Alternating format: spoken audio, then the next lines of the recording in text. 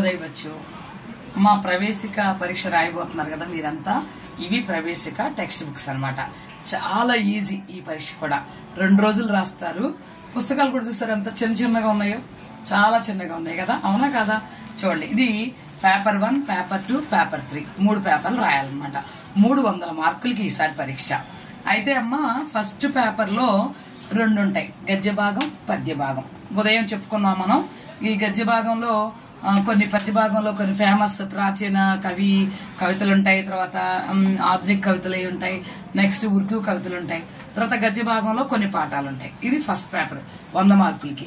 ఈ model paper ఎలా ఉంటుంది అంటే చూడండి ఒకసారి, చాలా ఈజీ అనమాట. ఇది కూడా చిన్న ప్రశ్నలో 10 మార్కులకి, ఆ తర్వాత ఒక ఎస్ఏ క్వశ్చన్స్, ఒక కవి గురించి 5 మార్కులు, దాని తర్వాత సారాంశాలు ఒక 10 మార్కులు, ఆ తర్వాత సందర్భ సాహిత్య వ్యాఖ్యలు, ఇవి ఒక 10 మార్కులకు ఉంటాయి, 20 మార్కులకు ఉన్నాయి.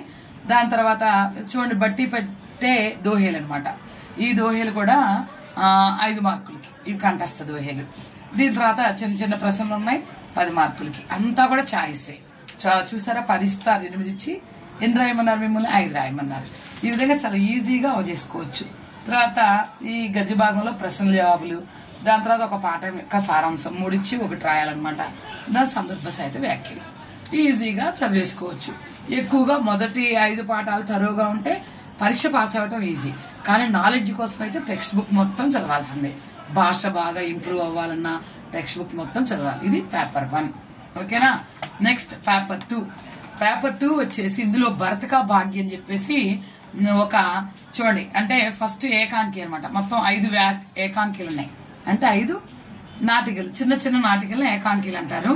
5 ఏకాంకీలు ఉన్నాయి. తర్వాత మహాత్మా గాంధీ గురించి ఉంది, గాంధీ గారి గురించి మొత్తం జీవిత చరిత్ర ఉంది, తర్వాత వ్యాకరణాంశాలు. ఇవన్నీ కలిపి 100 మార్క్స్ పేపర్. చాలా ఈజీ ఈ పేపర్ కూడా. ఇందులో కూడా చూడండి, ఫస్ట్ లో నాటకం గురించి కొన్ని ప్రశ్నలు అడిగారు, తర్వాత సారాంశం అడిగారు, తర్వాత ఒక పాత్ర గురించి వర్ణించమన్నారు, తర్వాత సందర్భ సాహిత్య వ్యాఖ్యలు, ఆ తర్వాత మహాత్మా గాంధీ గురించి చిన్న చిన్న ఎస్సేస్, దాని తర్వాత మహాత్మా గాంధీ గారి సారాంశాలు, దాని తర్వాత చూడండి ఇవన్నీ కూడా వ్యాకరణాంశాలు. అయిపోయింది సెకండ్ పేపర్, చాలా ఈజీ.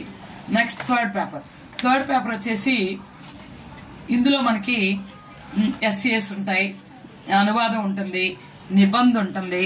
కాబట్టి ఇది కూడా చాలా ఈజీ అనమాట.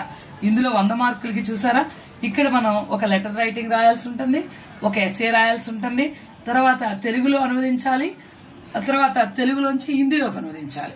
ఇలా ట్రాన్స్లేషన్తో ఉంటుంది. 50 మార్కులకి ఇది. నెక్స్ట్ 50 మార్కులు మన మాతృభాష కూడా ఇంప్రూవ్ చేసుకోవడానికి ఒక 50 మార్కులకి ఇది ఉందన్నమాట. అది ఈ 2 కలిపి పేపర్ 3లో 100 మార్కులకి రాయాల్సి ఉంది. అచ్చా బచ్చో, ధన్యవాద్.